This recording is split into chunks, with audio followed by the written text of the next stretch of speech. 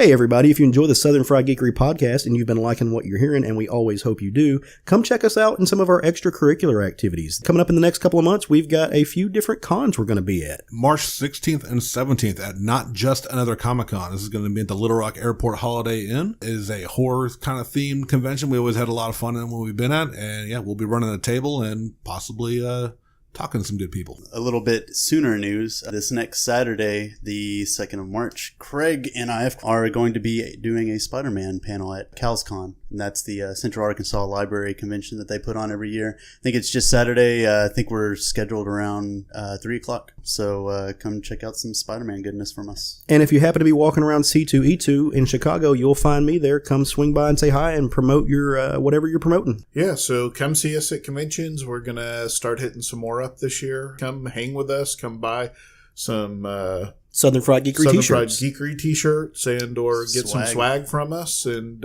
we'd just love to meet you guys. So see you at the convention circuit. Bye, guys. Go Forth Love Comics. Woo!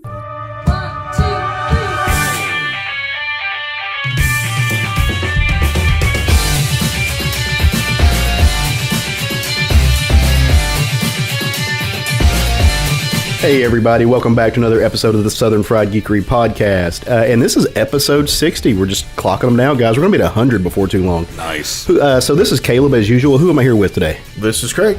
Sean. This is Jerry. You can literally see us all.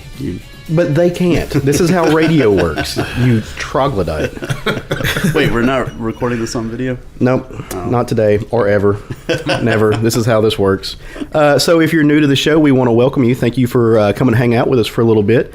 So just to give you a little rundown, what we do, we talk about pop culture, we talk about comics mostly, but we get around to a little bit of other things. We got Sean, who's our wrestling fanatic, Craig, who's the Star Wars aficionado, and Jerry, who knows everything there is to know about giant robots except how to actually work them. Yay. So, but that gives you a little bit of an idea of who we are and what we're about. So today, what we're about is talking about news. We've split up our format a little bit, so we do giant comic book episodes every 2 weeks, and this is one of our off weeks where we kind of recap what's going on in the world of comics and pop culture and this, that, and the other, just because there's some important things you might want to know, you might need to know, and frankly, we like talking about it a little bit. So, let's start this off a little bit different than usual. Let's go ahead and roundtable our comic book, our book of the week, so to speak. Yeah. And go ahead and get that one knocked out so we can move on to some new stuff. So the book that we chose this week, it's a number 1. It comes out of Image Comics, and it is Sharkey the Bounty Hunter. It's written by Mark Millar. So I'm not sure if how you actually say his name. Is it Millar? And it is drawn by the impeccable Simone Bianchi. And it is lettered by, let's see here. I thought I had that pulled up. I don't. Jerry, get on it. I'm a failure pile. Peter Doherty. Peter Doherty. It was. Doherty. And Peter, if you're angry about the way Jerry has just pronounced your name multiple times, feel free to come to the show and beat him up. I mean, or it could be pronounced Doherty. Doherty the Jerry. Yeah, it was a great book, right? Yes, I loved it. So let's start off that way. What did you guys think about the book? Like it, not like it? Just before we get into it. Yeah, I mean, just as a quick deal, I found it serviceable, but I don't want to get too far into that until we kind of review it because there's some things that I want to talk about. Okay. Coming off his starts of Kick-Ass and Hit Girl, this feels like Millard's having fun again writing. I actually really enjoyed the first issue, and of course, Bianchi's art is fucking beautiful. Yeah, I enjoyed it as well. Was kind of on the fence if I even liked the main character, but I feel like that's how he's written. So. Yeah, absolutely. I had a lot of fun with it. Yeah. This was fun, Millar. Sean, you're right. I don't think it's a perfect book by any means, but it's an interesting book. It's neat to see what he's doing, and I think we'd be remiss if we didn't start off by saying this is Millar has signed with Netflix, and so these are, he's pumping out books that are potentially going to be made into Netflix properties, and this is one of them. With the not so subtle nod to the very back of the book is just a giant Netflix page. Yeah. Yeah, there's nothing about Mark Millar that's subtle ever. Why is the main character a purple Lemmy though? Is he? Do we want to address that? He is a mix of a purple Lemmy with a little bit of Robert Redford. I think he's got a nice little stash happening there. Oh, yeah. So let's get into the book a little bit. So let's talk about story first. So this book, it as Jerry just alluded to, it takes place out in space. This is, I don't know if it's a long time ago in a galaxy far away or just really close to the future in some place we don't know about. Yeah, it doesn't really say, but it is, sci-fi. Yeah, and it's kind of what I imagine if Arkansas was the galaxy. It's a little bit. It's a little bit space white trash. A little bit. It's got an Old West vibe to it. Yeah, it is kind of a mix of it's a postmodern take on a Western. It's let's talk about it a little bit. So the book picks up in a bar, and this is, again, we'll talk about Simone Bianchi's art here in a little bit, but you meet our main character, Sharkey, and he's hanging out in a bar, talking to a guy. As you do, you meet a stranger at a bar, you go about your business, and you're swapping stories and everything. The guy's really not interested in what he's saying at all. They're just conversating, and Sharkey gets a drink sent over to him by a woman who... apparently in this universe, cybernetic and body enhancements are a thing that you can do. And so this woman is a half a robot. She's got some wheels for feet. Yeah, she's transitioning into a car. Exactly. Looks fucking amazing. It's kind of funny. It's very 90s. It's very Cyberforce. I kind of got that feel on it. Biotech. She's kind of got the receding hairline with the dreadlocks kind of look to her, which reminded me of the female Cenobites, I believe, from Hellraiser. Kind of gave me that vibe. And all the best hot way you can. She's very attractive. I mean, if you're into that kind of thing, she's very attractive. So they keep. I might have a wheels fetish. Leave me alone. Wow. He walk down does really love Transformers a lot. I mean, more than meets the eye. I've noticed how he kind of cups himself when he walks down the Hot Wheels aisle. Hey, look, dude, it's embarrassing, bro. So our guy Sharkey, he's sitting there. He got his drink from his, from the lady friend who he doesn't know yet. He carries on his conversation with the guy he's sitting at the bar with. And the guy, he's a bald guy, so he's like, "What's up with the shaved head, man?" Like, and you have to I guess see it to know it. But Sharkey he's got a kind of a skullet thing happening. He's bald on top, but he's got the horseshoe thing. He's rocking out. He's got some badass sideburns, and like I said, one of the best mustaches. You just want to jump on that thing and go for a ride. Has anyone ever said badass and sideburns in the same sentence before? Not since everyone in the 70s. Everyone in like this dude looks like he's fixing to get Eastbound and Down. That's all I'm saying. He reminded me. The character design actually reminded me a lot of Burt Reynolds. Yeah, absolutely, and I think his attitude is. I think this is very much a Burt Reynolds analog. Yeah. And so as they're sitting there talking, the guy's like, "Look, dude, I'd have no interest in carrying on this conversation." Sharky's got some ulterior motives here, so he whips out a pistol and points at the guy's head. He's like, "No, seriously, we need to talk." As it turns out, this guy, his name, he's Sharky's. Yeah, Sharky's a bounty hunter, and this guy is his bounty, and his name is multiple Jacks. And he splits up into exactly 38 teeny tiny small versions of himself and scatters. It's kind of like what is that joke from Mulaney where he's talking about being kids in the basement getting caught by the cops and somebody drops a 40 and you'll scatter. That's pretty much what it is. They go in all directions, and he's got to get all of them. He's got to keep them all contained, or the guy gets away. Yeah, if one of them gets away, they all get away. He loses his bounty. Yeah, and this is he needs money. And so he goes after him. One of the guys runs to the bathroom to kind of, I guess he's going to go scuba diving in the shitter. But he drops a heat-seeking bomb down there and blows him back out of the water. As you do. So Sharkey gets his man, as a good bounty hunter does. Of course, while this is all happening, the Space Force or Space Cops, I can't say Space Force probably. Oh, God. Yeah, whatever. They're going to build a wall around this, Caleb. They show up. He's got to show his credentials, which he's just gotten laminated and everything. So, he's legit. He's a legit bounty hunter. He goes to turn in his bounty, and what you find out is our boy, he's having some financial woes, so to speak. They're... What is it called when the government takes part of your paycheck when you owe them tax money? Crap, I knew that until you said it.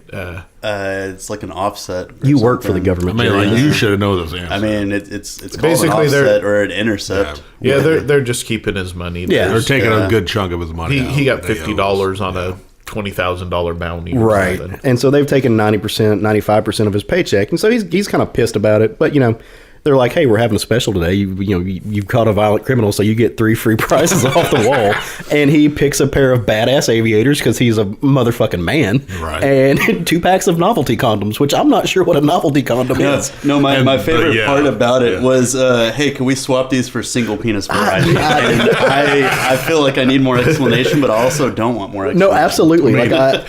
So all you need to know is aliens. The novelty condoms would be, like ones that have funny sayings on them or whatever. Or, if you got one that was like a Pickle Rick or something. Yeah, or, light glow in the dark. Do they make Pickle Rick condoms? I would not be surprised. That is terrifying. Not only is that terrifying, it's terrifying that somebody would use them. That's how babies are made, kids. Don't do that. Don't use Pickle Rick condoms. They are a lie.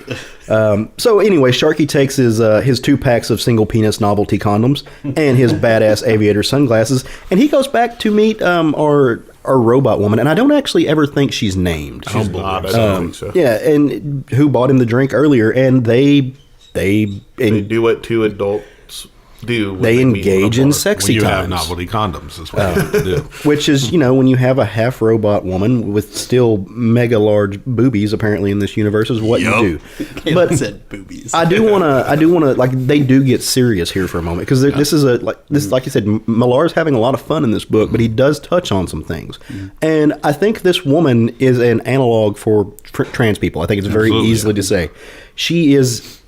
In this world, she's using cybernetics to replace her body, and she's transitioning in this story. She says she's transitioning into some type of service vehicle. Yeah. Now, this is something, and I had to side-eye it a little bit. This is something that if you go on any like trollish account online, you're going to inevitably see some asshole saying, well, I identify as a jet fighter, or attack helicopter. Right. I think this is what Millar did with that, but he twisted it. He made it work for the story, and I haven't completely decided if I think he was successful or not, but it is an interesting take that he took that and he also applied some nuance to it. Like, he wasn't being a troll, he was just taking it and applying it in a way that's like, in this universe you could do that. I don't think it was a troll thing. I think it was definitely just an analog that, this is something in this universe that could possibly happen. Yeah. Well, and that's kind of how I was at first. I felt like, oh, he's going to use his main character to rip on this whole thing, but like he was okay with it. He was all right, be you, Yeah. Well, and I'm sure every trans person or somebody that's transitioning has been in that situation before where they're, hey, I'm transitioning, and the person's like, okay, let's just go ahead and have sex before you finish transitioning then. Yeah, that's got to be an awkward thing. Or you have the post-op people who are like, let's do this, but keep quiet. Those fuck boys or whatever you want to call it. Yeah. I would actually be very curious because, if you're new to the show, we're all cisgendered males on the show. I'd be very curious to know what a trans person thought about this scene. Just to kind of help us understand the idea of it. Yeah. So, right, like I think I do like Millar, especially when he's having fun or writing a story he's really involved, put his heart into. With that being said, I think a higher caliber writer, and I don't want to make that sound negative on Millar's end, may have written that whole scene out probably a bit more. Right.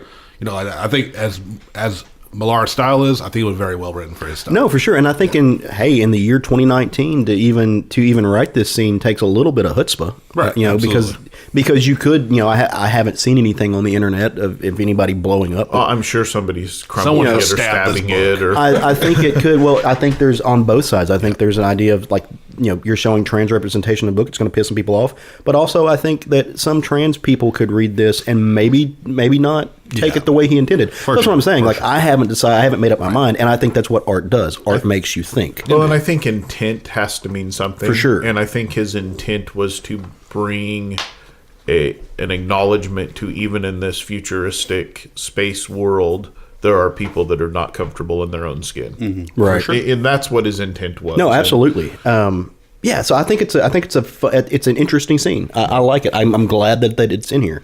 But while this is happening, before the coitus, or maybe in between the coituses, they have a kid. And my apparently in space, kid, like, gestation is really super quick.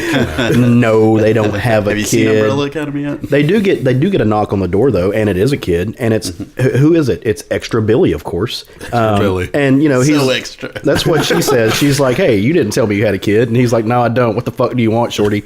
And Extra Billy, and I have no clue how Extra Billy found them, but Extra Billy is the nephew of Multiple Jacks, and apparently Multiple Jacks was his caretaker, which probably not the best of ideas. I can't wait till they tell us why Extra Jimmy is named. I want to Extra say Billy? that instead of, Extra Billy, is it maybe, after 38, maybe he's number 39, he was the extra one. Right. Oh, yeah. I think there's definitely going to be some genetic multiplication thing going on. I don't know about the three. I'm looking at Craig and Sean. I don't know about you guys, but I absolutely in my brain supplemented Extra Jerry for Extra Billy. Oh, yeah, right? I didn't want to say it. I'm glad you did. Jerry, we love our Jerry. You can all go to hell. He's a little extra sometimes. But no, he's the nephew of Multiple Jacks, and he said, "Hey, like he's a cute little kid. You got to throw that one out. Yeah. He's very simple, very very pure. He's like he was my caretaker, and now I'm a homeless child, and I'm your responsibility now." In the real world, under no reasonable way of thinking is anybody responsible for a child that's not their own.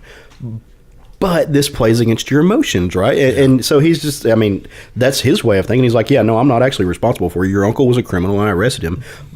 But little Billy starts crying, and then our ex machina woman, she gives him them eyes. And, once she turns into a truck, she's not going to have them eyes anymore. But it was a great use of that.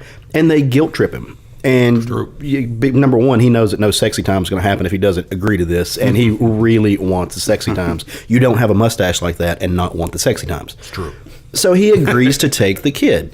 And he's like, look, all right, get out of here right now. Meet me in the morning at the spaceport. I'll take you to your mom's second cousin on planet Orax or Ojax or some planet from the far distant galaxy, in this all the way trash on the pit. other side of the galaxy. Yeah. I specifically wrote this quote down on my notes because it has to be heard. Like when they're first arguing about will he take the kid or not, he doesn't want to. His argument is, I hate kids. Yeah. They're short, they're wrong about everything, and you can't take them into bars. That's true. And he's not wrong. No, he's absolutely correct. He's making valid arguments, but sexy time with truck lady. I agree with him wholeheartedly.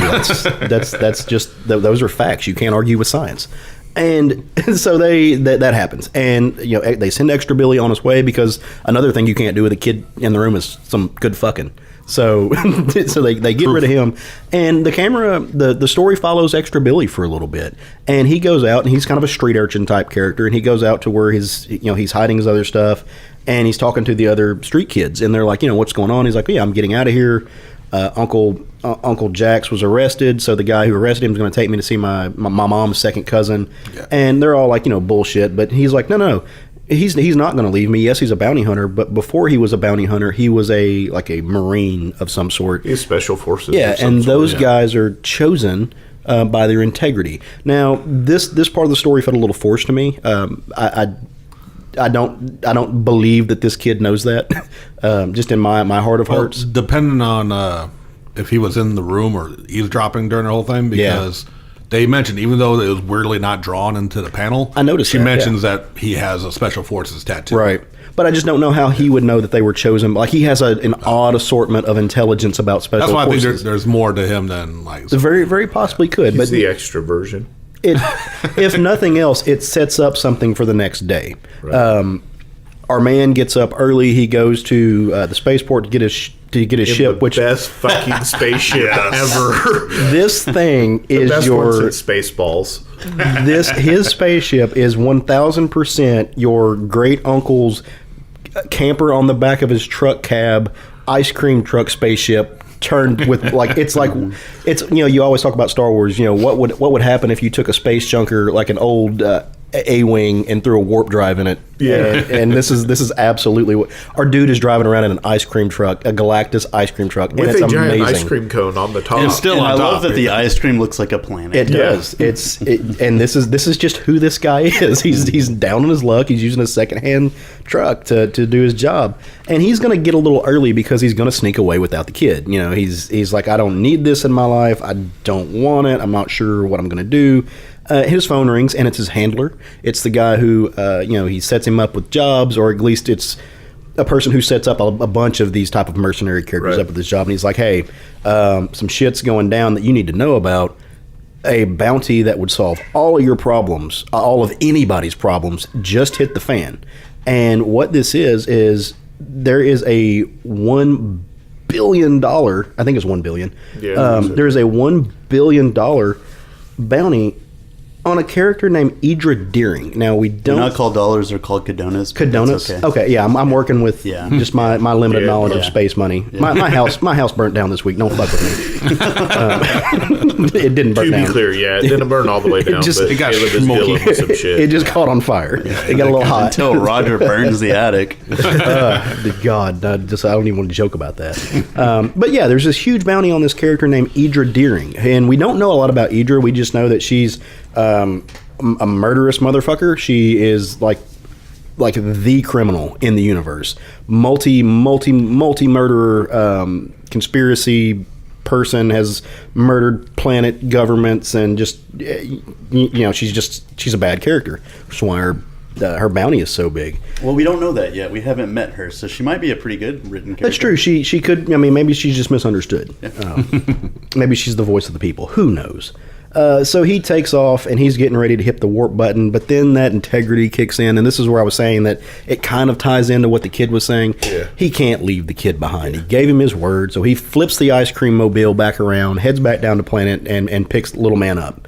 And so they've got him in tow, and that's really kind of the last time we're going to see those people in this issue. They don't pop back up. All you know is we're leaving them. They're flying off planet, going on this bounty to get that with the kid, to go find this $1 billion bounty, settle all their problems, and drop baby boy off with his mom's second cousin.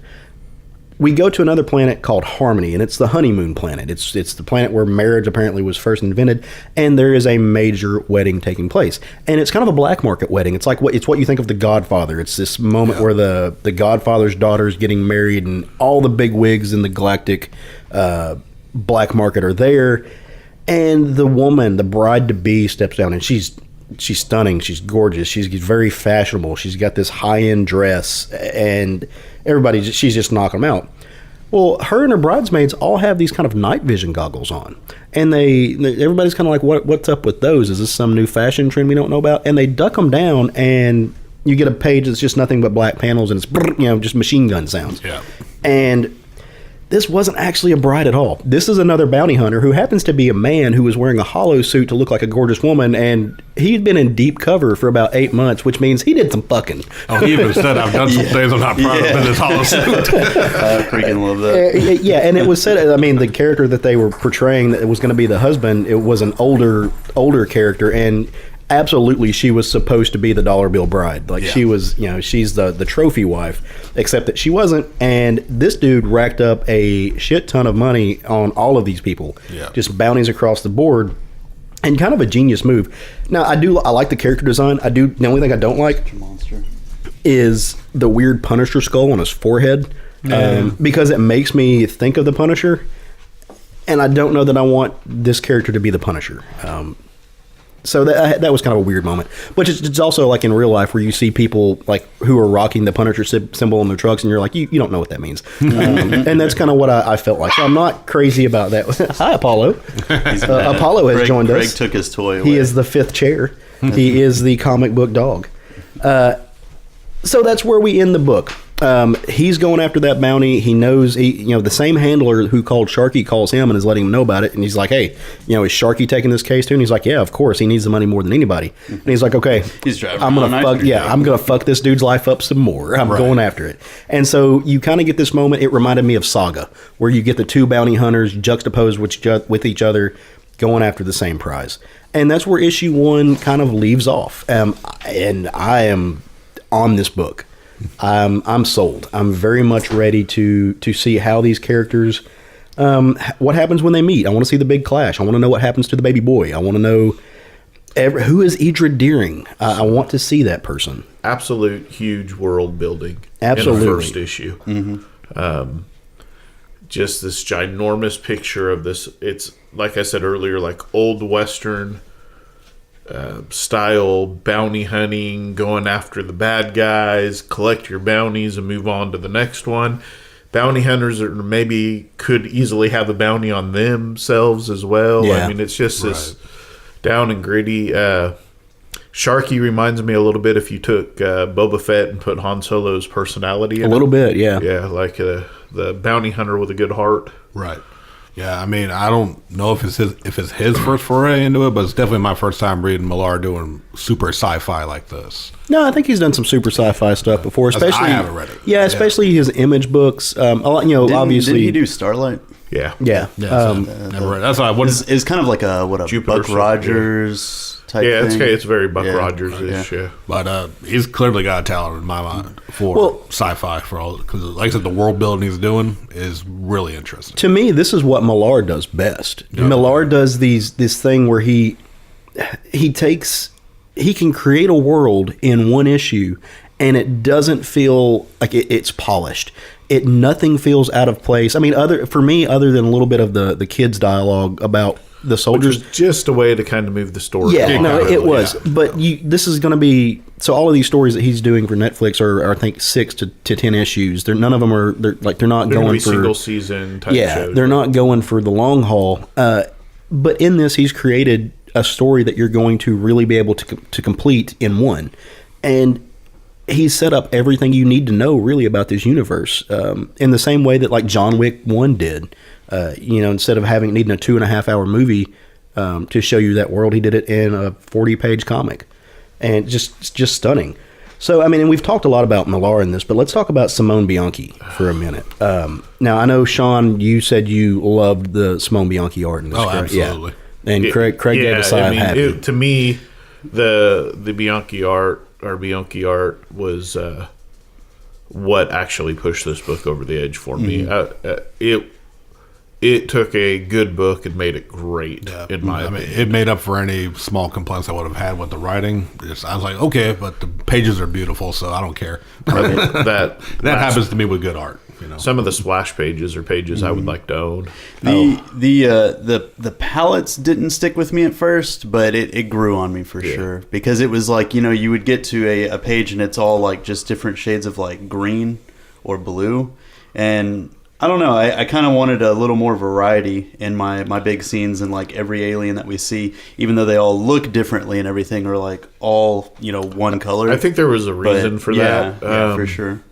I think they were going for a dirty, gritty look, and so they were sticking with some earthy tones. Yeah, and I think as you see different worlds in this, you're going to see different, more vibrant colors. I'm expecting the same thing. Oh yeah. So, and like I said, it grew on me. I'm expecting like a casino type world or something in one of them. I'm expecting some like vibrant, Las Vegas-y type stuff at some point. So, Bianchi for me is one of my favorite cover artists. Like if I can get my hands on, a lot of times he'll do variant covers. I pick him up because I think he's one of the best painters. Yeah. And I love his style. Now I will say, I preface this with, I absolutely think this book is gorgeous. I love this art. But if you don't like Bianchi, I don't think you're going to like this art. Oh, for sure. It is a very, he's got a style that's not necessarily pretty. His style is rough around the edges and purposefully done so.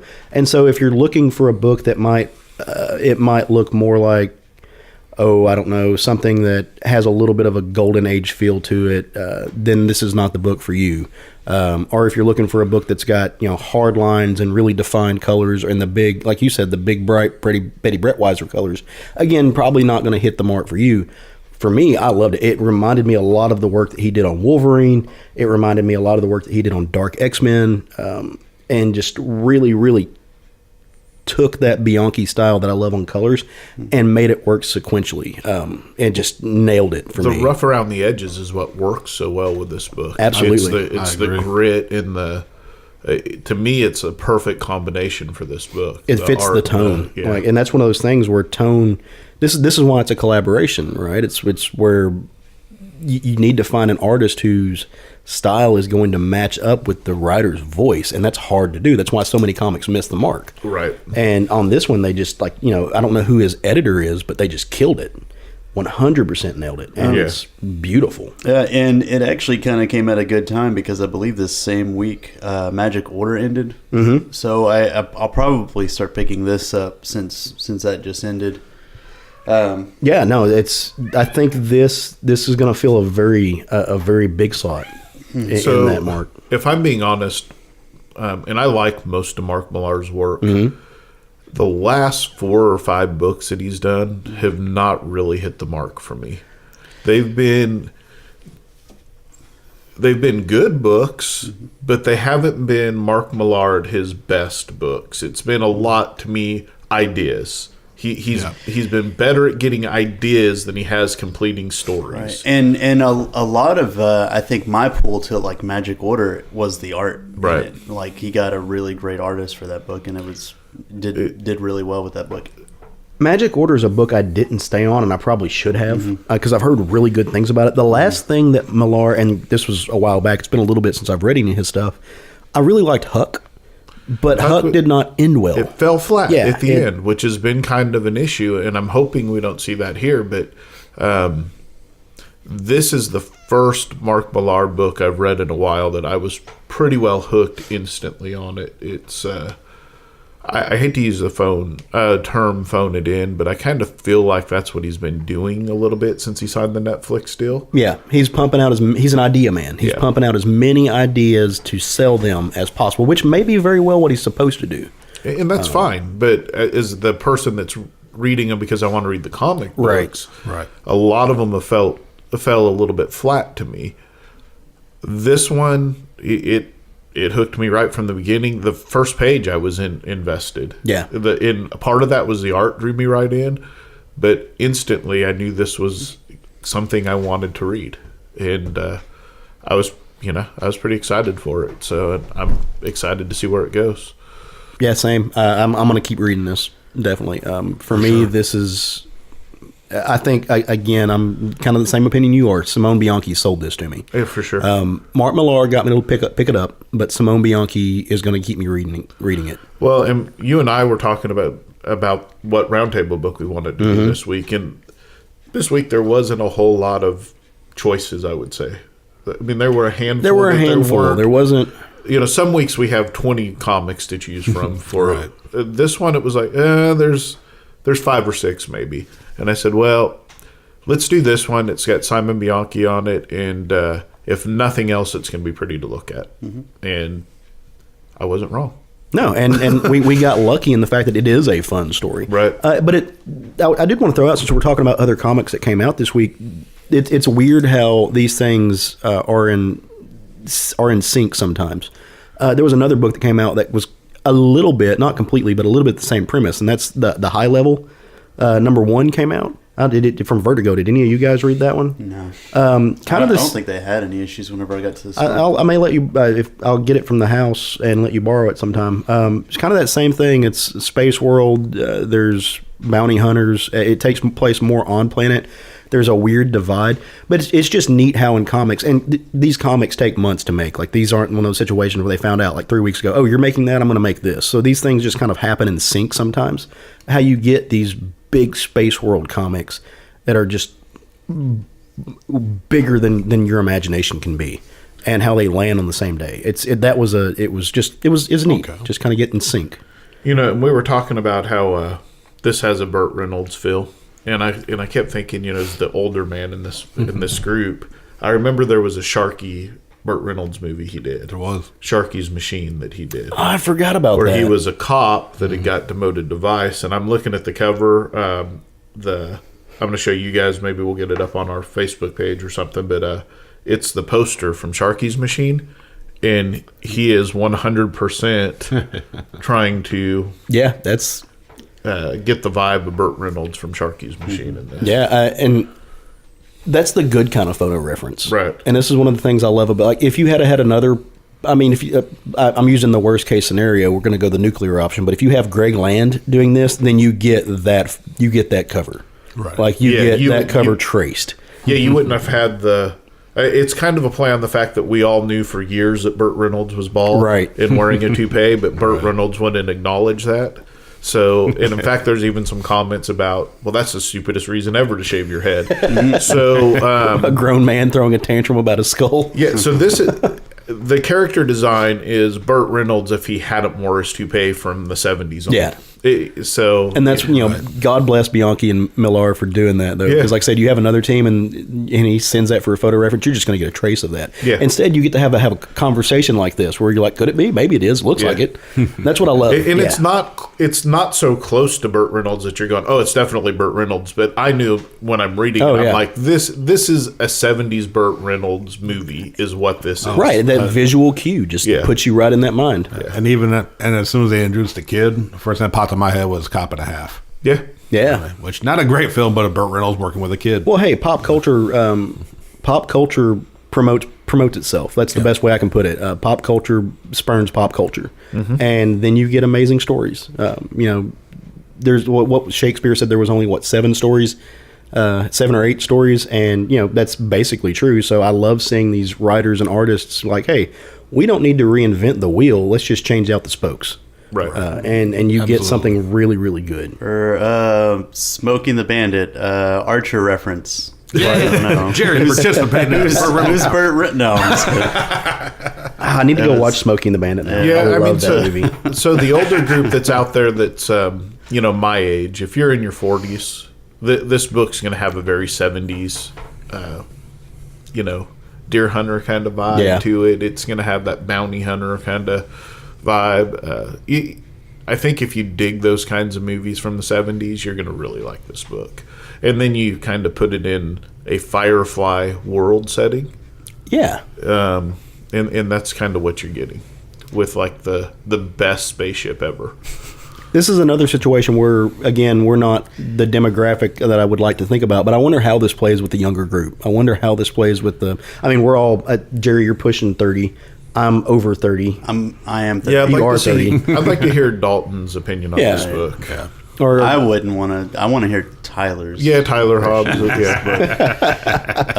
Dalton will just scream about Civil War. I really hope that at some point we find out that the ice cream cone on the top is really a weapon. That's really what I hope it shoots like ice cream planets at people. Or they just go full blown Fifth Element and it's an actual planet. So that'd be awesome. Yeah. All right, so I'm picking this up. Going, it made its way on my pull list. I think Craig, you're giving me the nod. Sean, you're giving me the nod. It was add already it to on my pull list later. Jerry's telling employee, me. Okay, added to my pull list. It was already on my pull list, but I'm, sometimes But I sign up. everything is on your pull list. Well, but but the thing is sometimes I sign up for these image books especially if it's creators I know, I'll sign up for it. And it doesn't always pay off. It doesn't always pay off, and sometimes I felt like I didn't finish Magic Order, not because it wasn't a good book. I just found myself not really caring. This book, I don't see that happening to me. Well, awesome. No, Dad, I loved it, and I read it digitally. I haven't even picked up a floppy copy because I haven't been back to the store. Yeah, my week turned to shit real quick, so I just was like, I'm just going to read this on my computer. Well, you could have put out fires and run to the comic book store multiple times in the same week. I feel like you're like that meme of that dog that's just reading. Except you're reading a comic while you're, downstairs. And it just says everything is fine? Yeah, this is fine. Okay, well, that's true. That's so sorry. That's not an unfair assessment. But let's talk about some news and we'll get away from comics. If you want to hear more comics talk, you can go check out last week's episode where we roundtabled one book and then we each talked about 4. And we're going to do that to next week's episode. Yeah, I was going to say, or slow play it and come check us out next week where we're going to be back. And we're going to do guys, that. Please let us know what you think of the new format too. We're really wanting to know your guys' opinions on this. How can they do that, Craig? Facebook, Twitter, Instagram. We'll get to that at the end of the episode. Anyway, all social media or email, you can get a hold of us and let us Just know. Google us. Stay tuned. We'll let you know how to do that at this point. All right. So news-wise, we haven't done a news episode in about a month, give or take. So there's been some stuff that happens. Obviously, we're not doing a 7-hour podcast to talk about everything. So we're going to hit a few of the highlights. Or lowlights. We're going to start with, let's talk about some TV first. You guys cool with that? Absolutely. And some movies. Just things you watch on screen. Live action stuff. Alita Battle Angel dropped in the past month. I want to say 2 weeks ago. Last week. Yeah. Last week. And I have not seen it. I don't think Craig has seen it yet, but I know my boys Jerry and Sean liked it, and from what I understand, you liked it a lot. Tell us about it. I thoroughly enjoyed it. I've seen the OVA anime back in the 90s, and I've got every single volume of the manga. So when this movie's I heard it's coming out. Of course, there's a hesitation because, let's face facts, the West doesn't have a good track record of adapted anime or manga. It finally stopped because this was a damn good adaptation. Perfect? No. But what is? Right. And they changed some things, but they changed them in a way that kind of made sense in the condensed movie version. The movie stars Rosa Salazar, which is just on screen is fucking Alita. She looks the part. They did a fantastic job. Creepy eyes and all. Fuck y'all. I like the eyes. I think it's neat. I think it's an interesting take. Yeah, I mean, it works for the character, the innocence that's in the front of a devastating killer. It's always been her design. I've always liked that about it. You're basing something off of a comic or off of an anime. Why shirk away from that? Absolutely. Why not? Like, you play off those strong points. Yeah, and also starring Christoph Waltz, who you could not take a live human being that looks just like a character without any CG enhancement. He looks like Dyson Ito, the character he's playing in there. As well as Jennifer Connelly as an original character. She wasn't in the manga, but still a damn good role for her. Yeah. And her playing a villain, which I don't know if Connelly has done that very much. As well as, I'm going to brutalize his name, but Mahershala Ali No, you got it. Vector, who was, looked just like the source material. He's one of my favorite actors in Hollywood right now. Oh, he did amazing. He did a great role. The movie is action-packed. The CG is beautiful. This is from James Cameron. So he got all the Avatar money and technology behind to make this film look gorgeous.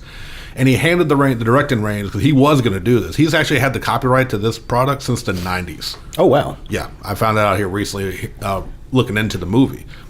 But he knew he wanted to do Avatar sequels more. So he handed it over to Robert Rodriguez, which made me feel so much better about this movie becoming a thing. So I loved it. Yeah, it was amazing. All of the special effects in it were fantastic. You felt like you were in this world 100%. There was no part in it where, like, it was kind of like, a shock, and you're like, oh well, this isn't real or anything. Like it absolutely exists. And like Sean was saying, like, all the characters were perfectly done. They actually had was it Jackie Earl Haley? Yes. Was Drewishka, which, if you've seen the trailer, he's the humongous robot that she's seen fighting like a lot. Yeah. Fantastic. I would not have pointed him out, but he does a great villain. They nailed all their characters, and you felt like you were in this anime world, and all the little details and everything they had, because you had all these people that were augmented and part robot and cyborgs and stuff like that, and the details in all of that was amazing. The one of the ones that they really showed out was Ed Skrein. Zapan. Yeah. He played Francis in Deadpool. He was essentially, he had a human head. I guess it was just his face. Just the face. And the rest of his body was all robot. Oh. And it was really badass because the way they portrayed his body, he had intricate little designs in it. So it's almost like, and he used it like basically a katana, but it was like the Yakuza back paintings. Yeah. Oh, but it's gotcha. all like super detailed, It's like cut engraved metal. into the metal of like a giant back tattoo in an all metal body.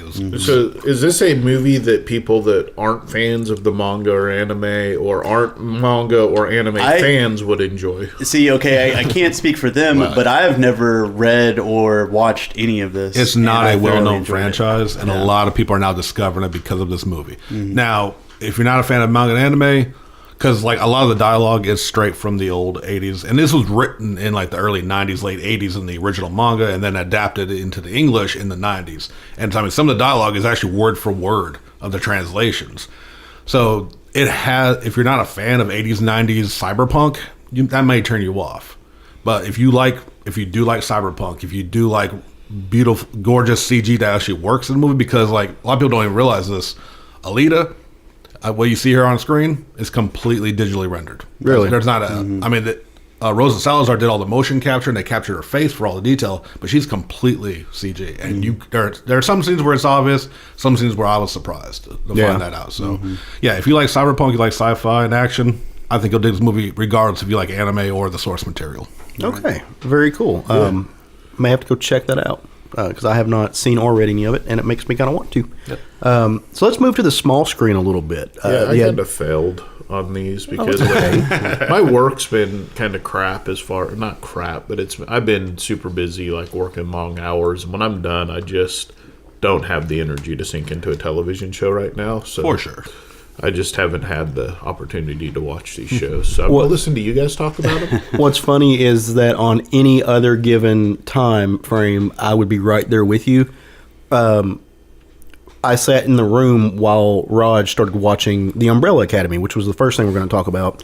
And other than that, if I hadn't been in the room while he was watching it, I wouldn't have seen it, but I was reading and studying in the room, and so that kind of like got me, and then I was just hooked. And so don't feel bad, because any other given week, I'd be right there with you, and we'd be side-eyed. And again, Jerry and Sean to tell us about these things. I mean, obviously you guys are going to talk about it, but I've heard nothing but good about Umbrella Academy. I loved it. I like it a lot. Yeah, now, I have not, this is, slap myself on the wrist, bad comics nerd. I haven't read The Umbrella Academy. I haven't either. None of us have. None of us have. Okay. But so, because Steph was in town last weekend, and it just so happened that weekend was when Dragon Prince Season 2 came out and Umbrella Academy came out, and we watched all of both of them.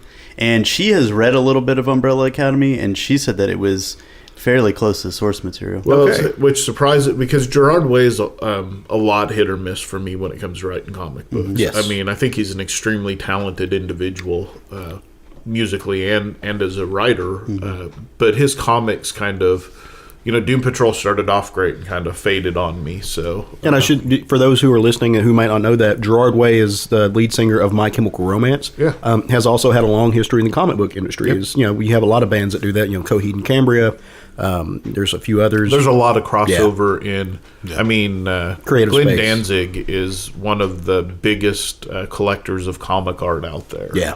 So there's a lot of crossovers between heavy metal, rock and roll, and comic books. So So just to get into the story a little bit, in this world there are a series of children who are born with powers. You don't really know necessarily where the powers came from. You just know that they were all none of them were expected. They just kind of turned into a baby, and within 15 minutes later they were born. Yeah. And like literally the opening scene, you get a young girl who's going swimming in a swimming pool, who's very much not pregnant, and then she has a baby. So that fast. So she jumps in the water, and when she comes up, she's going into labor. Look, she kissed the boy on the cheek. That's what happens. That's how it happens. If you have sex, you will get pregnant and die. No, if you kiss a boy. Is that a Mean Girls reference? Yes. Oh, okay. I didn't get the reference. No, it's okay. It's okay. And so that's how these kids come into the world. Well, they're at least 5 of them, or 7 of them, I should say, are sent to live with a man. It's not necessarily an orphanage, but he's very much a... I mean, look, the first thing you I need love to know... the way that... I have to cut in. Okay. I love the way they do it. I believe they said there were 36 births that same day, all in the same mysterious circumstance. And this old man decided he had to go get them. He managed to get 7. That's how they put it. It's like... The show has got that dark edge, but also that lighthearted humor to it. But sorry. No. The first thing you need to know about the show is it is absolutely and purposefully so an analog of the X-Men. Yes. It is branched out of it. Gerard Way took this idea and he rolled with it. And that's what this is. Anyway, so they're raised by this older gentleman. They call him father. They are raised with a robotic woman who they call mom. He is not a good person. He does not have their happiness. He does not have their well-being at heart. He is training them to be elite soldiers. Oh, so it is Charles Xavier. Yes, pretty much. Absolutely. He does genetic testing on a chimpanzee who grows up to be their butler. So he's essentially the Alfred Pogo. and or Jarvis figure. His name is love Pogo. He is amazing, and that's the world that these kids grow up in. And so they're raised as a child team. They get some notoriety. They get some fame. They are the comic book heroes. It's kind of that meta moment. And then they grow up. One of them dies, who is an Asian character who's kind of a Cthulhu-esque type figure.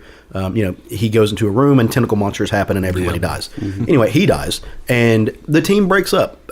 Ellen Page is in this, and she plays a character who doesn't have any powers. She's number 7. And assumedly so, she has no powers. Right. But if you are a fan of anything that has a plot ever, you will know that she is, in the end, some things happen.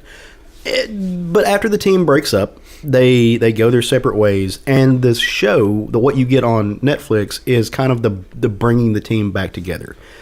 You've got your strong guy figure who's number one. You've got a kid who can time jump. You've got a guy who is kind of doing the wanted thing but with knives. You've got a woman who hears rumors, or she can whisper, "I hear a rumor," and then you have to do whatever she says. You've got who am I missing? Who is the best character in the entire show, who apparently can see and talk to dead people. But it's a little bit more than the Bruce Willis movie. Right. But the kind of synopsis that they had for it was, and it starts off, like they're all split up. They're all doing their own thing. Number 4? Number 5 was the time traveler. It started off as just a teleport thing, and he basically jumps. Yeah, he could jump through space. And they thought that he just ran away. He figured out how to jump through time. And the whole, what the story turns into kind of is him coming back. Everybody ends up coming back around the same time because it turns out that father has died. And he ends up popping up around the same time. And you find out that when he jumped to the end of the world. And he finds out that it's not long after the day that he came back. So he's trying to uncover this mystery of how this is going to happen and how to stop it. And he was there for almost 30 years. So at this point, he comes back as he's in his child, the same body that time jumped in the first place. He's like 40. But he's like, he's in, I think they actually say he's in his 50, like he's a 50-year-old man trapped in the body of maybe a 14-year-old. So you can imagine how frustrating that might be. And so he's kind of come back to figure out how to save everybody from the end of the world. Nothing good ever comes with time travel. Ever. And while he was out and about doing his timey-wimey travels, he gets a job, if you can imagine that, with a group of people who are kind of the time masters. They're kind of time police. And they make sure that things happen the way they're supposed to. They keep the time stream in order. We don't want to spoil all of it. Yeah, I think the last episode I stopped on was right before they were getting into that, so I don't really know all the details. So essentially, he goes out to a diner one night and he gets approached by some people, and then you find out that there's these weird G-men coming after him. Right. And then, are they Jean-Claude Van Damme clones? They are not. The two G-men that come after him, there is a man and a woman. The man is Cameron Britton, who plays a character named Hazel, and the woman is none other than Miss Mary J. Blige, who plays Cha-Cha. Yes. I want to have sex with both of these people. They are both amazing. They are both gorgeous, and they both make me feel funny. So, and the guy that plays Hazel, if he looks familiar to you, then you've probably seen Mindhunters. And he actually played. It wasn't Ted Bundy. It was Ed Gein. Yeah. Right. Yeah, I think so. I haven't seen that, but I think I think Roger saw it. So. Yeah, and like the whole time I was like, this guy seems very familiar, and he's like this very tall, imposing type of guy with a full-on beard. Yeah. So again, without spoiling anything, this show was fantastic. It 9 times out of 10, I hate time travel stories because they're almost impossible to do and not just be a giant plot hole. Again, I'm going to say this, and a lot of people who are sitting at home who are comic book fans are going to give me the weird side eye. I am not the biggest Grant Morrison fan. That is not to say that he is not one of the best writers of our age. He absolutely is. He writes some amazing stories. He's extremely talented. He's fucking Grant Morrison. I'm not taking that away from him. I just don't like the absurdist stories that he has written, which are amazing for other people. I'm just weird, so don't hate tweet me for not liking Grant Morrison. How dare you? Hey, it happens. But you have to like what I like, or I will troll you on the internet. For instance, and we're going to talk about this show here in a minute, Doom Patrol. I've tried to read the comics. That's just not my thing. This show was essentially a Grant Morrison-esque type show done in the best way, in a way that I could enjoy it and not be annoyed with it. And that's because Gerard Way is a huge Grant Morrison absolutely fan, and that's why he was so happy to write Doom Patrol, and that's probably where he got a lot of ideas for Umbrella Academy. Oh, for certainly. the tragic backstories of the characters and everything like that. Yeah, no, absolutely. And it worked. They made it work so well. And so hats off to them, because if you had have explained this to me and I hadn't seen the show, the synopsis would not pull me in, because it would sound exactly like what I thought it would be, which was a Grant Morrison type time travel-y weirdness type thing with a bunch of plot holes. This was the best way you could do that. It was very successful, I think. So, final thought on the show: best dance number in cinema in a long time. What's that? Best dance number in cinema in a long time. Man. I think that was the first episode. Yeah, yeah, that was fantastic. It was just a nice little moment. Just early on when they're all fighting, but then that one song plays and everyone kind of not together but together. Right. I liked it a lot. And I will say the character that plays number one. Previously, Sean and I know him from Black Sails and Game of Thrones. Fantastic. Oh yeah, he had been in a few episodes of Game of Thrones. I forgot about that. They did a really good job on his body. I don't know if you know anything about his character. I don't know anything about his character. We got the hint from when his when his clothing got damaged. That's all I know. There's something up. The actor's legit 6'5". Yeah. So he's very tall, but then they definitely muscled him the fuck up. He's kind of an ape man type thing. Yeah. That's what I got, because I saw the hairy arm. Without giving it away for anyone who hasn't watched it. Yeah, but they did a good job on that, and it doesn't feel like, not real. Yeah, he doesn't look like an Eddie Murphy fat suit. Right. It feels legit. Yeah. So, not going to lie, though, someone did post a quick meme.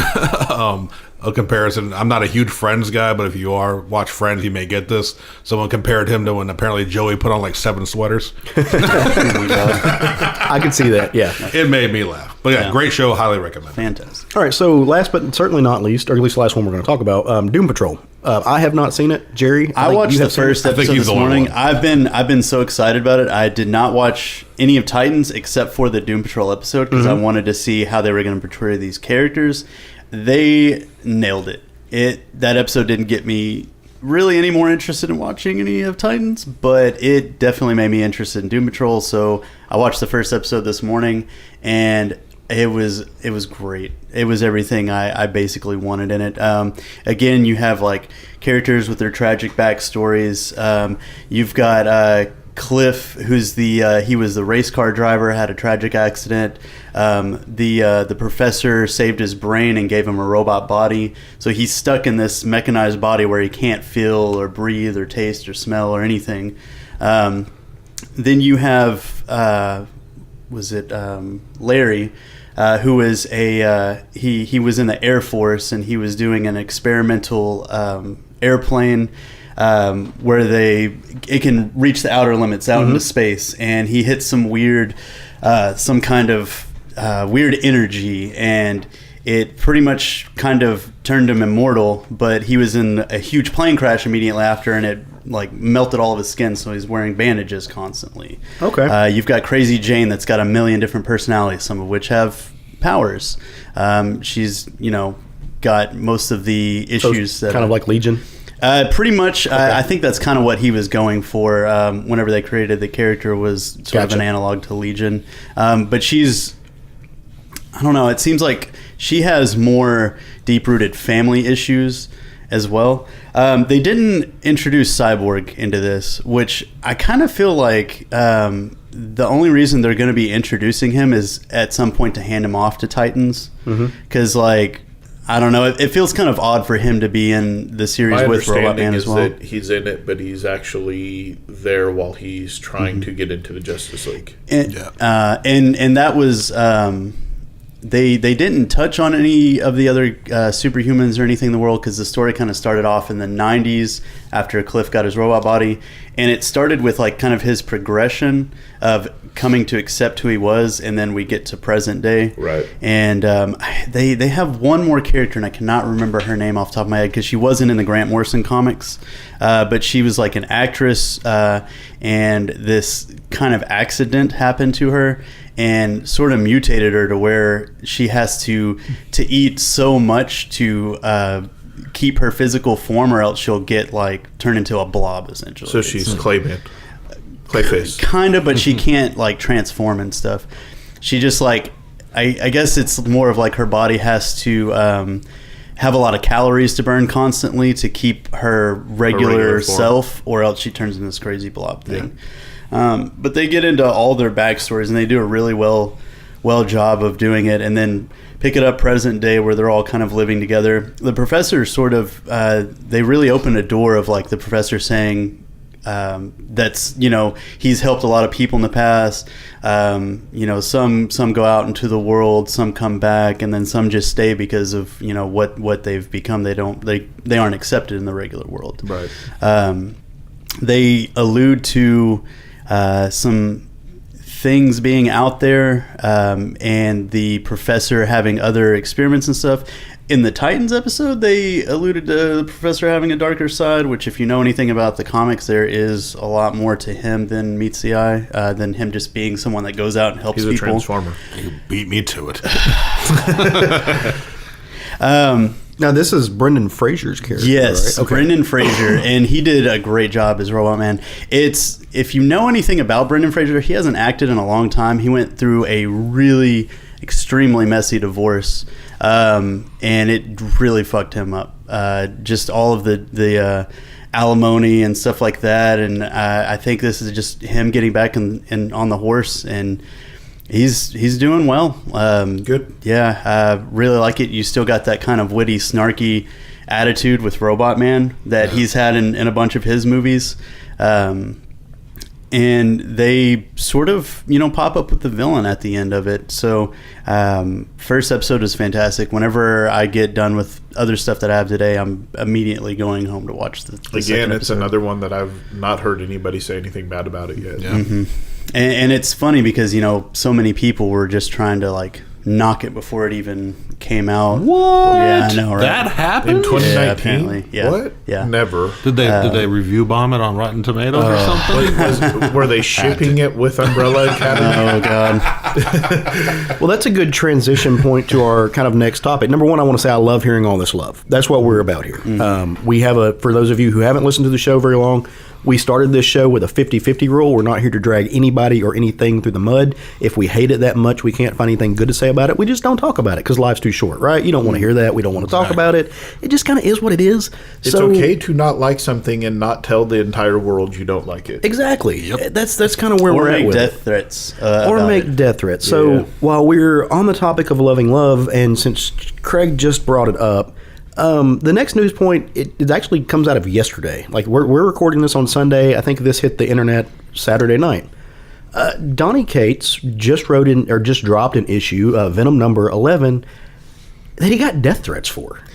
Well, he's had a lot of stigma for his run in general since it started. And that's mostly due to fans previously of the character, because as it was previously written, him and the symbiote kind of had a buddy-buddy relationship, right? You know, it's kind of like a sort of rom-com thing. And then, of course, the movie came out and people do what people do, and they were shipping him and the symbiote, which I think is really strange. But if that's you, do your thing. I want to pause right there because we were talking about this on our Facebook group, which, by the way, if you're listening to this, you should come join. It's great. Right. Explain what shipping is, because we had several people who didn't know. So it is short for relationshipping. It's whenever you take two characters that, you know, don't have really any chemistry or a relationship in any kind of fiction, but you're like, hey, they would be really great together. So people will do like fan art and stuff of that, of like characters being together. There's nothing wrong with it at all. It's become a major part of a lot of fandoms. So much that Kamala Khan, Miss Marvel, I believe that was like one of her things. Like before she became a superhero, she's a big fan of shipping heroes, like writing her fan fiction. Right. And so this is the laziest shipping ever. Yeah, I mean, if you're shipping a symbiote with their host, I mean that's like the laziest shipping ever.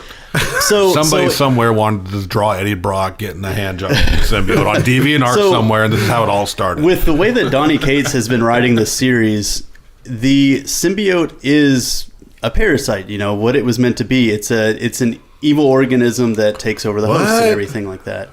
And with this traditional bad guy host symbiote is actually a bad guy host. With this newest issue, you find out that it's been messing with Eddie Brock's head and basically making him need it. Right. And people are absolutely hating that he's doing that with the relationship between this Venom symbiote and Eddie Brock. This comes down to people don't like good things, because this is absolutely the best run of Venom in history. Yeah, it's fantastic. But it's not what they had in their mind as to what Venom should be. So they're becoming internet douchebag trolls. Fans have to realize that these things don't belong to them. If you just want the same story that's already been told, go read the old story. Right. Yep.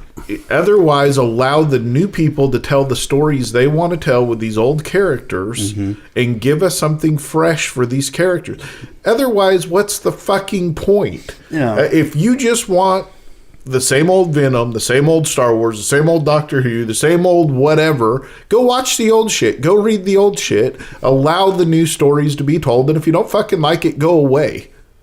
This show brought to you by Lance Rants. Lance Rants Incorporated. I love when Craig gets that look on his face because epicness is about to happen. Oh, it was. No, but It's he's just, You're absolutely right. shut the fuck up and go away. It's that simple. No, this is what I don't understand. So, and we have a mutual friend. Well, and I'm going to use up a little bit of space we have. We have a mutual friend who we were talking to him last week, and he's like, no, the reason I watched that because I wanted negative reviews. I don't understand that. Like, he was talking about some YouTube channels, and I don't even feel like getting into what he was talking about. But he was the YouTube channels. he was like, I did it because I want to hear the negative review. Why? I don't just want to hear the positive. I love it. Okay, well, okay, I get that. Weird. You want well, no. So I understand that part. You want a real. You want real actual review. criticism. Yeah. You want a real review. Respect that 100%. You're not getting them, real reviews from people, those people hate reading comics or hate watching movies and or their whole shtick is buy my comic instead. Yeah, you're not getting. I don't understand that, man. That's why we don't do that on this show. And if that's what you're looking for, you're not going to find it. I mean, we'll tell you if we don't like a book. I mean, what was it? 2 weeks ago we roundtable a book and none of us really cared about it, or maybe last week. I don't know. I've had a house fire. I don't remember how time works. Take a shot. It also burned all of your clocks and calendars. By the way, take a shot every time you mention my house on fire.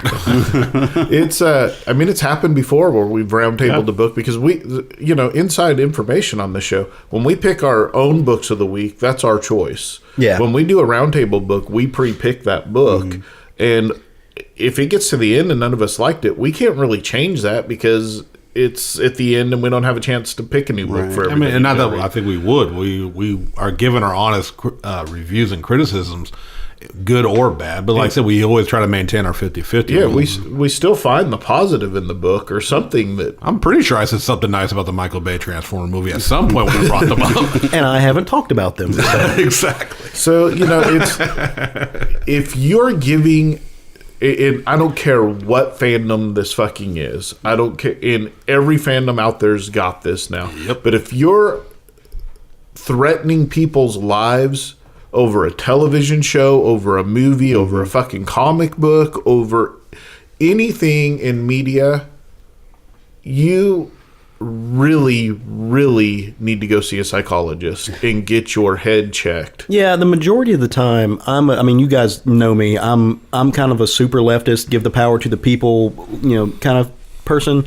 I think I've reached the point to where, like, I have this weird mentality of the internet now, to where I've decided that I'm going to take a very elitist view and say that, like, I think that unfettered access to social media and the internet at large is like one of the most damaging parts of the 21st century. It's what got us fucking Trump, and I'm sorry if you're a Trump person. I'm not, and so I think it's what got us him. It's also what has allowed these people who have no business having access to anybody in their homes. Yeah. It's what started some of the other fan hate movements, and like there needs. I miss the days, and I'm going to sound like an asshole. I miss the days where you had to have a certain kind of IP address to get on Facebook, where you had there should be a personality test or something. Caleb's going to get to the Supreme Court so he can pass the law that everyone needs an internet license. Yeah, dude. I don't know, but.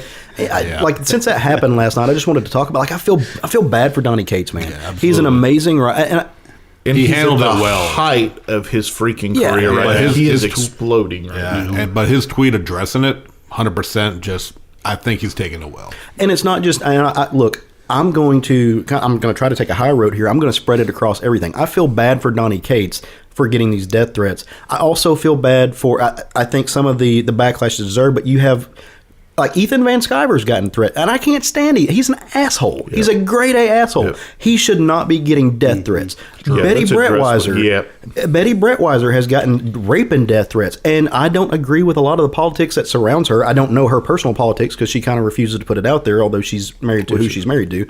But she should not, like, you should not have to worry about that. I don't care what side of the politics you're on. If your go-to is to threaten to kill somebody or rape somebody, please go see a psychiatrist. Because or go rape and kill yourself. I don't give a fuck. I'm gonna say it. I mean, because that was Sean. Yes, I'm saying it. If that is your own, if that is what you feel you have to do in response to something, go fuck yourself. Go fuck off a cliff. Yeah, I'm gonna say it. No, that's fine. That's fine. My whole thing is, or get yourself a cute Chihuahua puppy, and you won't hate the world. That does fix everything. Even boiling it down to something else, it is fine to, if you don't like something, that's fine. But at the bare minimum, don't tweet it at the person. Yeah. They don't need that negativity in their lives. Just quit buying it. If you want to tell somebody how good you think they're doing, that's fine. Reach out and tell them. They like, that's a self-esteem booster. That's great. If you think what they're doing is hot fucking trash, don't tweet it at them. Don't tag them on Facebook. When we do reviews on this show of stuff and it borders down to, hey, we thought this had some good merits, but overall we didn't like them, I purposefully don't tag those people in the show. I tag the people that we give great reviews to because I like, hey, they'll share it and we're saying great things about them. I'm not going to tag that person in the show because they didn't ask me what my opinion of their shit was. I don't know why any creator would actually get on Twitter. Absolutely. I'm glad that I'm happy that we have the ones that do though. It's the hope, I would imagine, though, the open communication. Like you said, foreplay, sure, everyone likes that. But even though it will never fucking happen on the internet, the idea would also be, like you said, if you don't like something but you feel you want to talk about it, can you manage just to have a civil conversation and a discussion with the creator about what you didn't like about his work and what he can do to improve, instead of just threatening him or her or anybody? But is that ridiculous?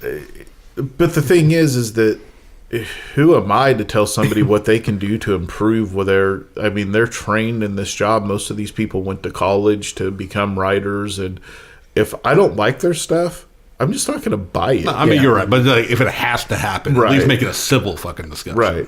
I mean, I don't buy lots of things that, I let my wallet on some level. And then if they block people, then they're in trouble from a group of people that want to be bitches about people blocking people.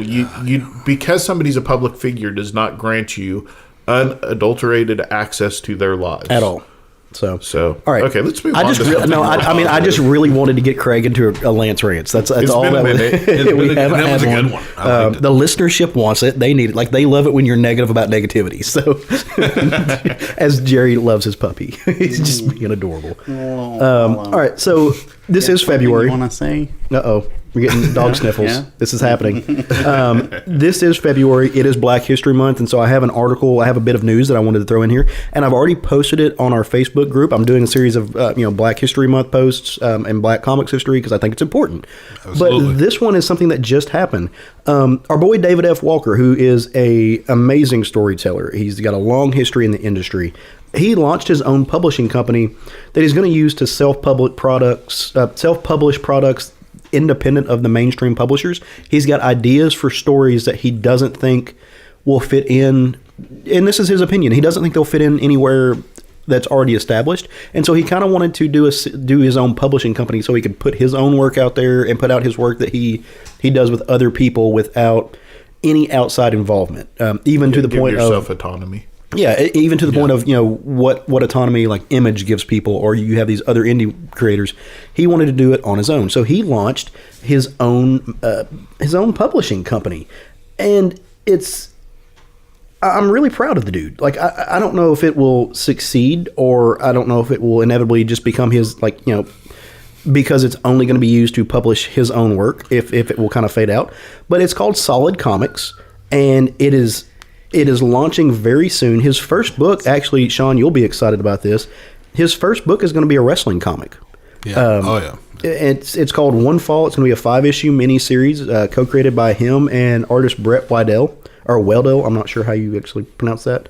Be careful, Sean. If you got a problem with the way he spelled your name, feel free to come on the show and fight us about it. And he will, because he writes wrestling comics. He does. Suplex Caleb. But I'm glad to see this. I'm excited and I'm happy to see that you're getting this voice for for black comics. And I don't know that they're all going to be like, it's David F. Walker and he's doing this. It's called Solid Comics and it's got a black power fist. Absolutely. So they're going to feature black comics. And me, a white dude, I'm happy about this. I think it's fantastic. I think we need more of that. So, and I mean, we got a dude who has literally written for every major and minor comic book company out there. He has the writing chops.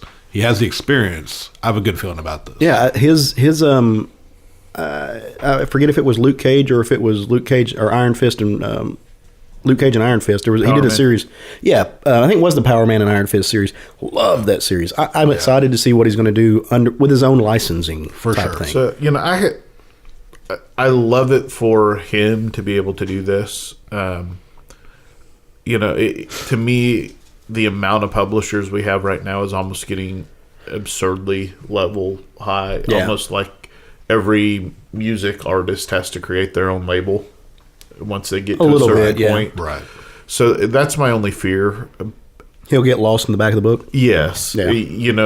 There's so many. Once you get through Image, DC, Marvel, Boom, IDW, Dark Horse, you start getting into the more obscure and more obscure and more obscure, and people just flip through those books and they don't pay attention to that stuff. So my hope is that that's not what happens for him, because I would like to see this succeed. I hope he has the name recognition that won't happen. I hope it pulls him through.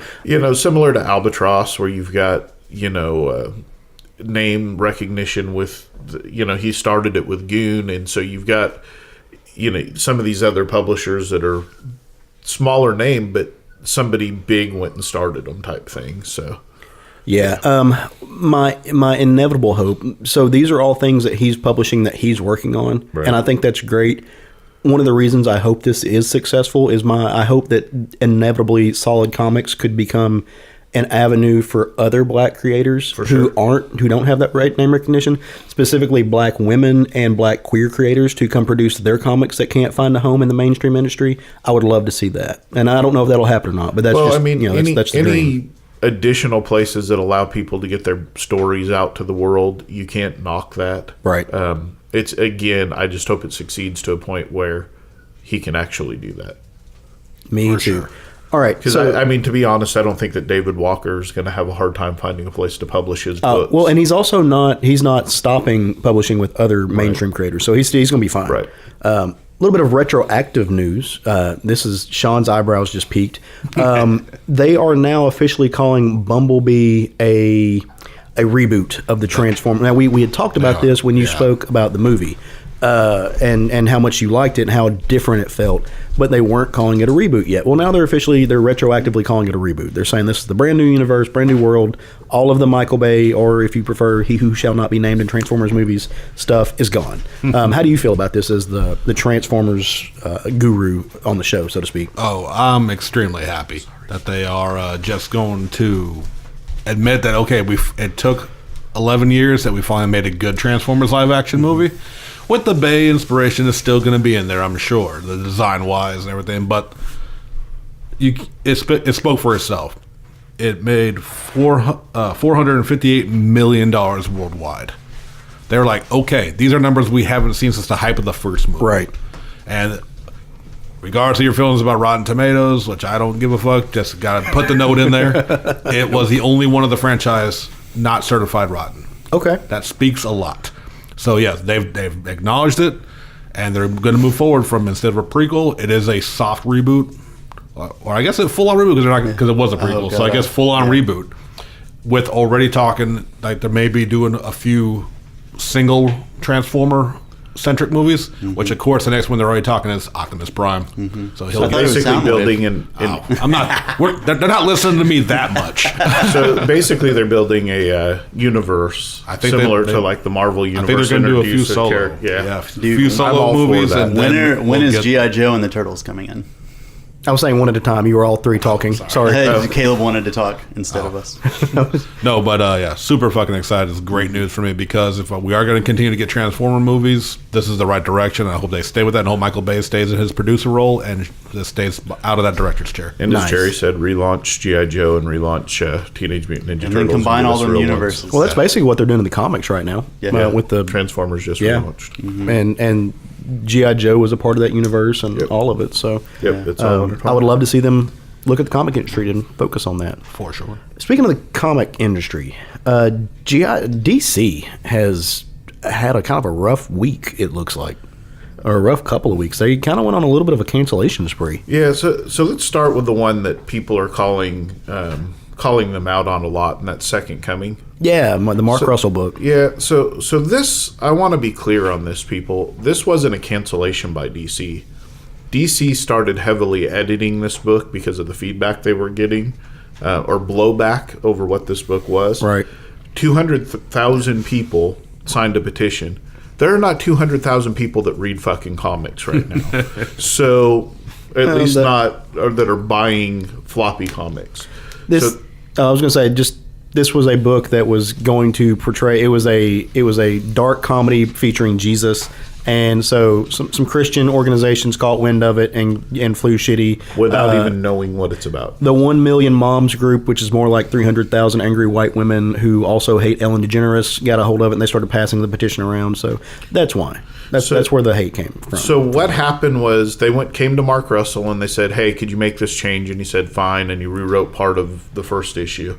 And then they told him, we're probably going to have to make more changes. And he said, you know what? Can I just have my property back? Can I have my intellectual property back? And let's just say this never happened. And DC was gracious enough to give it back to him because he had done this work.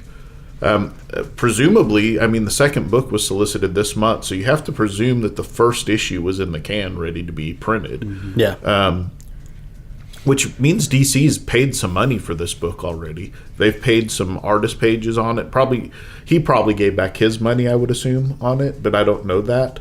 But DC's kicked out some money, I'm sure, at this point, and they still gave him his intellectual property back. So, in my opinion, DC did the right thing. It's the best way for this situation to have gotten handled. Yeah, because DC's like, this isn't something that we are going to feel comfortable publishing right now because we're too big of a company and our name tied into this against this signatures. Were they publishing it in DC proper or Vertigo? Yeah, DC proper. It was DC proper. Yeah.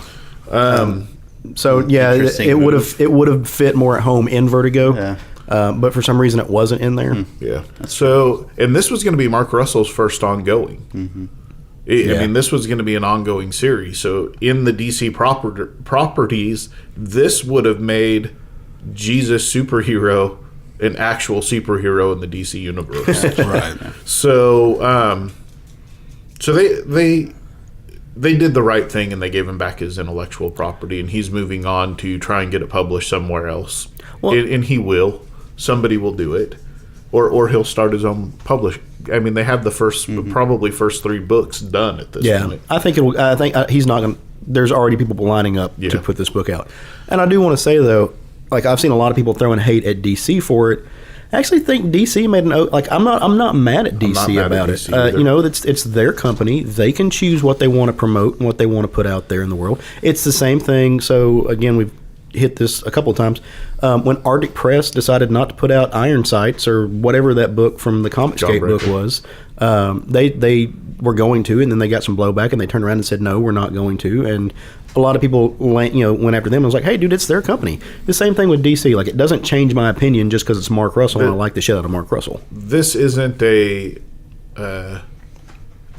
an attack on freedom of speech. No. That some people want to make this out to be. Right. This is a company deciding that this property is not for their company. Exactly. I think that's absolutely fair. And they did the best thing they could, which was say, hey, take your intellectual property back. We're not even going to tie it up. You can have it. Go do your thing with it. We hope you get it published. Jawbreakers, that was the other one. Jawbreakers was the other one. The other part of this was... Comics Pro event was this week, which is the big event where all the comics company, the brass tacks at the comics companies, local comic book store owners, people that are in the news and media surrounding comic books, all get together and they kind of announce what the futures are for some of the bigger companies.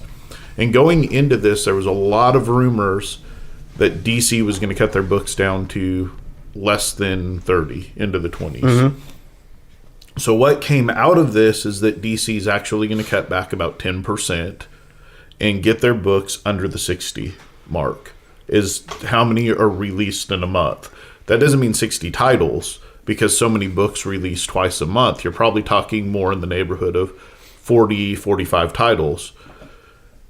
In the month of December last year, DC had 90 titles. Marvel had 102. Yeah. That is, or not titles, but books that hit the market. That's almost 200 comic books between two publishing companies.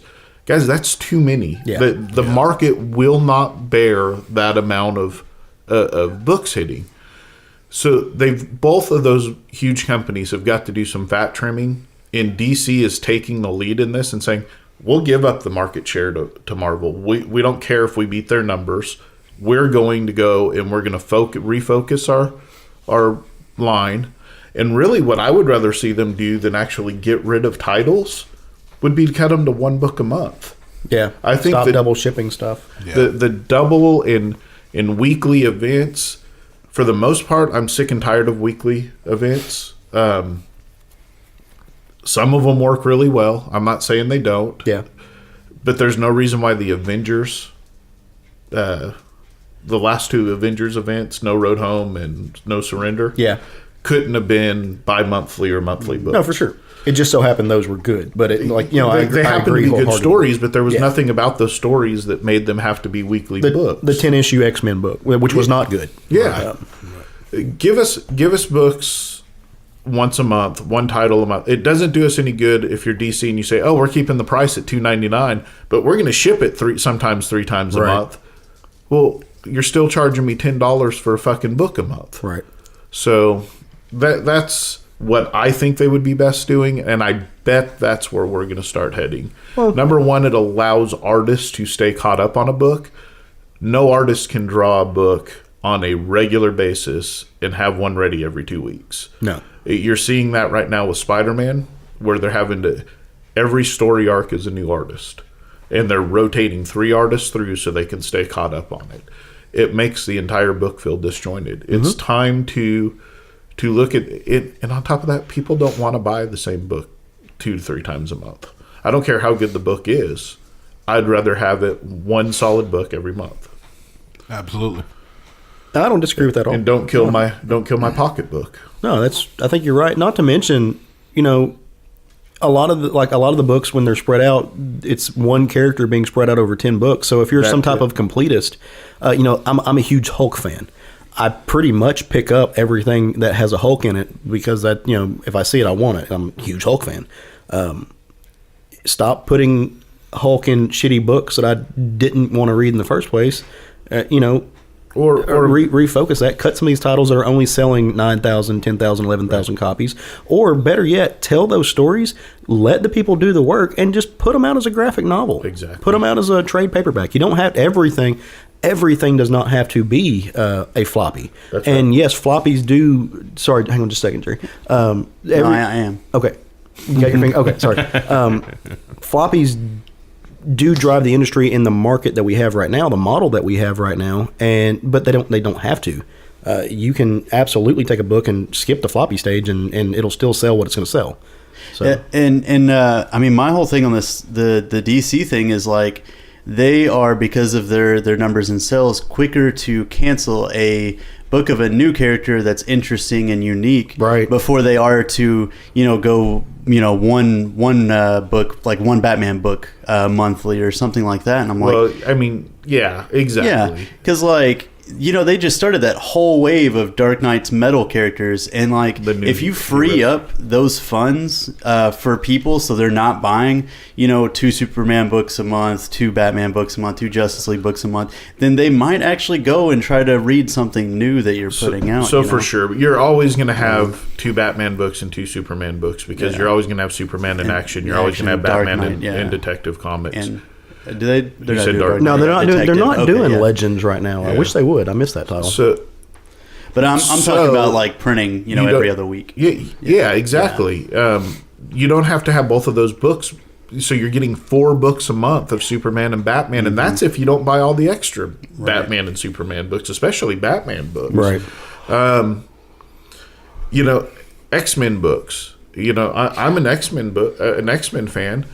There are so many fucking times. Almost not 14. It's quantity over quality right now, for sure. Yeah. I mean, not every hero, not every mutant needs their own damn book. Right. You know, the Iceman book, as good as it was, probably should have been a graphic novel. Yes. It didn't need to. It really had no effect on anything happening in the X-Men universe.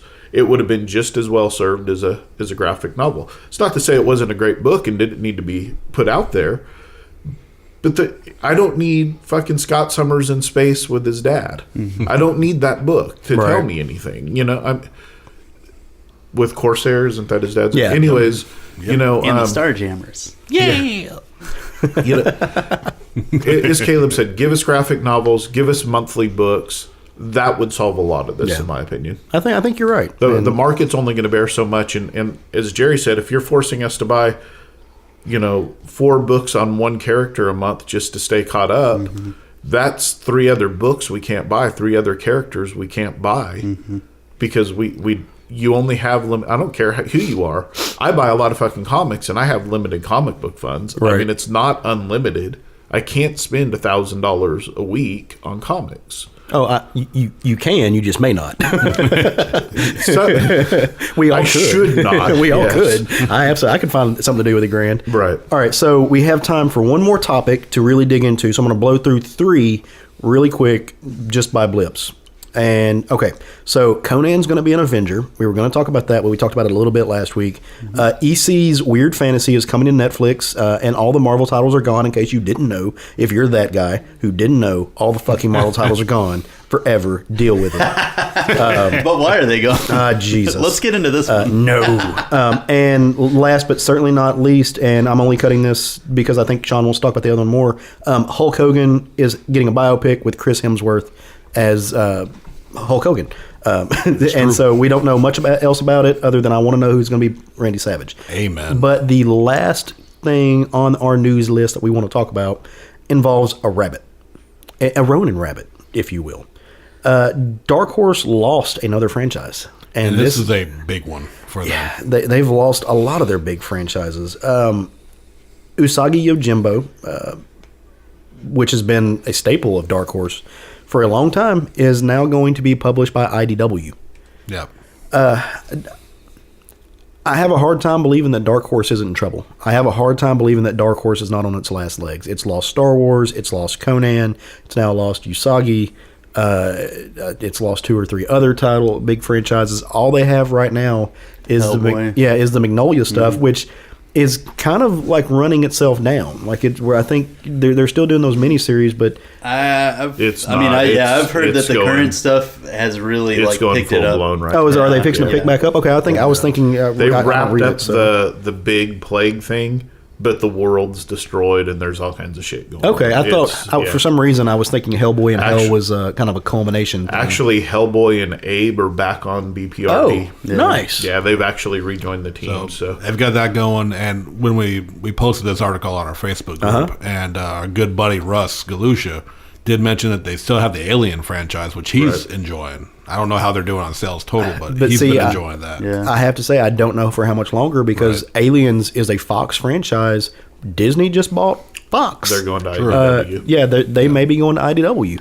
I want to know the insides on IDW and what that synergy is. Dude. Because there is something going. IDW and Marvel have some sort of. I think they've had a crossover recently. for a long time.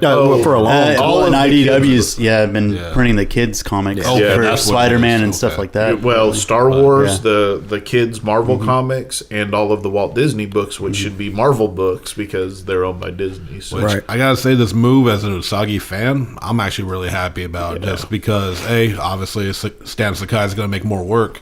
And now they're going to full color, which is a first for the series. Cool. Yeah. It's always been like a manga, black and white. And I've seen the early art that they're showing of as a color artist, and that dude looks just like, because Stan Sakai will do color covers and sometimes a spread. His coloring looks just like Sakai's. So it's a good matchup. Nice. And the other big news is Dark Horse has not republished the old Usagi trades and collections in a long time. IDW is going to. Oh, very cool. Now, if you're a purist, which the purist in me does hurt a little, these will also be full color.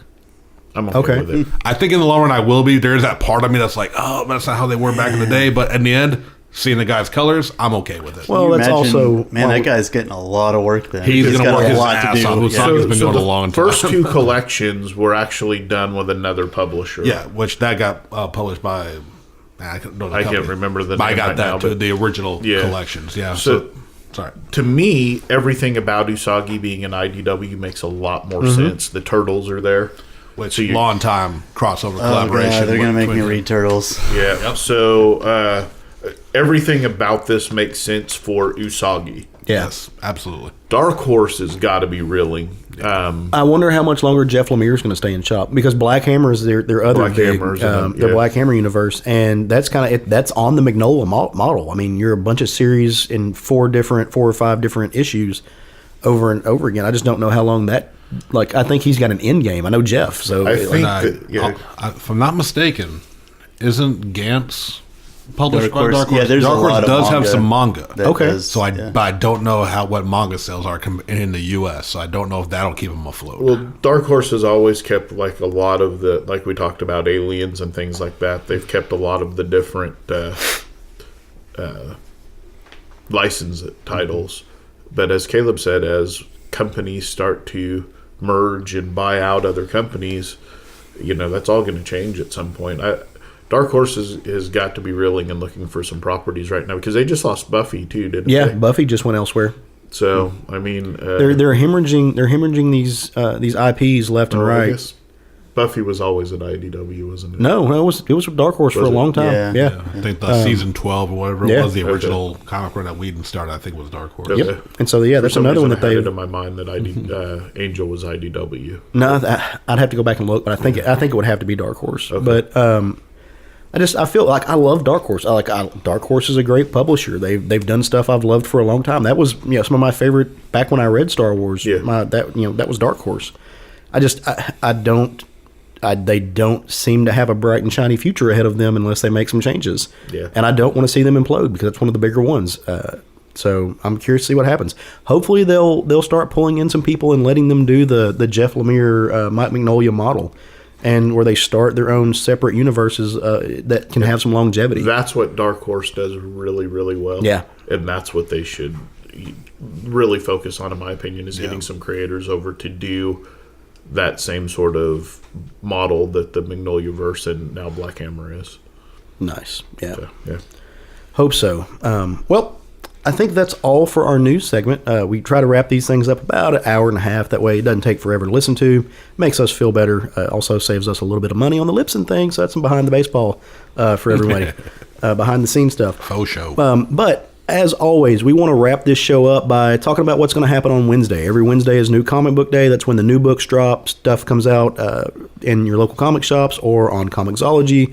Or you may even get some of your comics in the mail. Who knows? I don't know how you get it, but I'm just glad you're getting them.